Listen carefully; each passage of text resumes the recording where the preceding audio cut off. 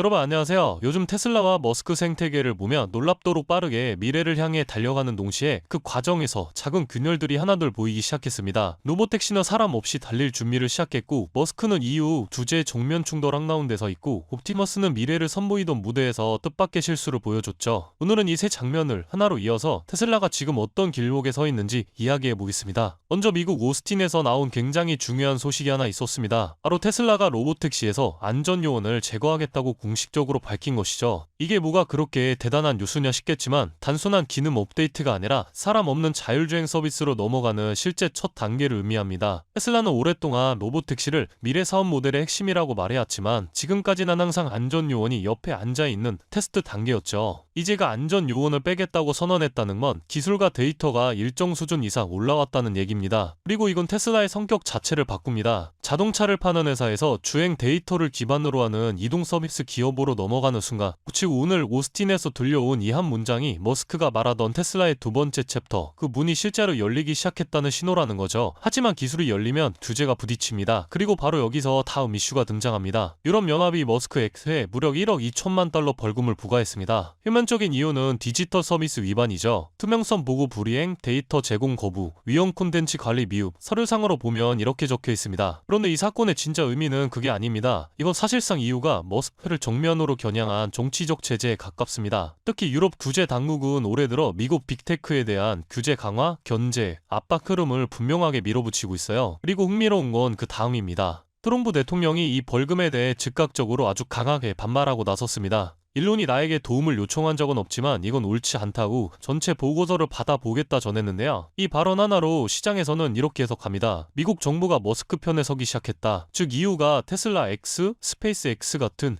혁신 기업을 규제로 압박하는 동안 미국은 오히려 이 기업들을 보호하겠다는 메시지를 던진 거죠. 규제와 정치의 싸움처럼 보여도 실제로는 글로벌 기술 패권 전쟁의 첫 장면이라고 볼 수 있습니다. 자, 그리고 기술이 고속으로 전진할 때 항상 함께 등장하는 게 하나 있죠. 바로 리스크입니다. 최근 오버티스 커뮤니티에서 화제가 된 장면이 있었어요. 테슬라의 휴머노이드 로봇 옵티머스가 내부 테스트로 추정되는 영상에서 균형을 잃고 넘어지는 모습이 포착된 겁니다. 달리기 성공, 물건 잡기 종교와 인간 수준의 손 제어 등 최근 옵티머스는 굉장히 고도화된 기술 시연을 이어왔습니다. 하지만 이 낙상 장면은 의무 기술이 아직 넘어야 할 벽이 많다는 걸 그대로 보여준 순간이었죠. 사람처럼 움직이려면 단순히 다리가 빠르게 움직이는 게 아니라 실시간 균형 조절, 관절 제어, 환경 예측, 충돌 회피까지 수십 개의 알고리즘이 동시에 작동해야 합니다. 이 작은 실패는 테슬라가 못한다는 의미가 아니라 테슬라가 지금 실제로 인간형 로봇의 가장 어려운 단계에 진입했다는 증거입니다. 기술이 폭발적으로 성장할 때마다 항상 이런 중간 단계의 불안정성이 등장합니다. 로보택시도 FSD도 그 과정을 지나왔고, 옵티머스도 지금 그 길을 걷고 있는 거죠. 즉 이번 뉴스는 테슬라의 기술 확장 속도와 한계가 동시에 드러난 순간이었어요. 오늘 내용 보시면 테슬라는 지금 미래로 가는 길과 그 길의 위험이 동시에 눈앞에 펼쳐지는 구간에 서 있습니다. 이런 시기가 바로 기업의 진짜 변곡점이 탄생하는 구간이에요. 테슬라가 앞으로 이 충돌과 리스크를 어떻게 풀어낼지, 그게 2025년 테슬라의 가치를 결정하게 될 겁니다.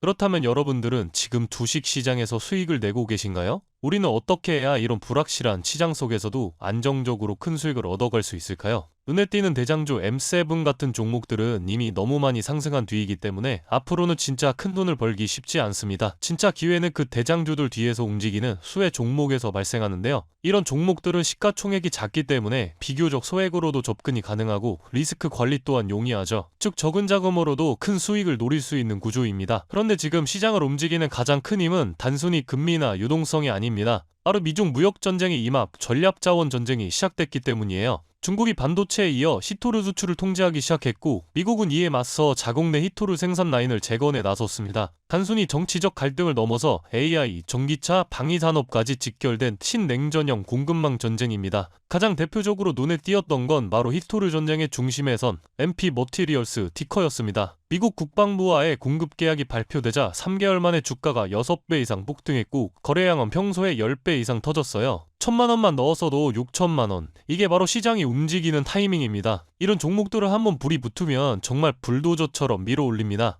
왜냐면 시장의 자금은 테마에 몰리기 때문이에요. 하지만 여러분, 중요한 건 여기서 끝이 아닙니다. 한두 종목이 폭등하고 끝나는 이야기가 아니라 산업 전체의 판이 바뀌는 신호라는 점이에요. 키토르 전쟁의 불길은 이제 리튬, 니켈, 코발트 같은 2차 전지 원자재까지 번지고 있습니다. 이미 티코와 LAC 같은 대장은 너무 멀리 가버렸지만 그 뒤를 따르는 진짜 수혜주들은 아직 초입에 있습니다. 키토르 자석을 제조하는 기업이나 리튬 정제를 담당하는 2차 밸류체인 혹은 이 자원을 기반으로 한 방산 전기차 부품 기업들이요. 이런 기업들은 아직 시총이 작고 조금만 자금이 들어와도 급등 파동이 나올 수 있습니다. 테슬라나 엔비디아 같은 재무가 탄탄한 기업에 중심을 잡고 이러한 기업들의 분산 투자하셔야 보다 더 큰 수익을 얻어가는 겁니다. 지금 시장은 분명히 움직이고 있습니다. 하지만 대부분의 개인 투자자들은 이 거대한 판이 어디로 흘러가는지조차 모른 채 뒤늦게 따라붙고 있어요. 진짜 돈은 먼저 움직이는 사람의 몫입니다. 그래서 제가 이번에 직접 현재 이 전략자원 전쟁 속에서 가장 강하게 수급이 몰리게 될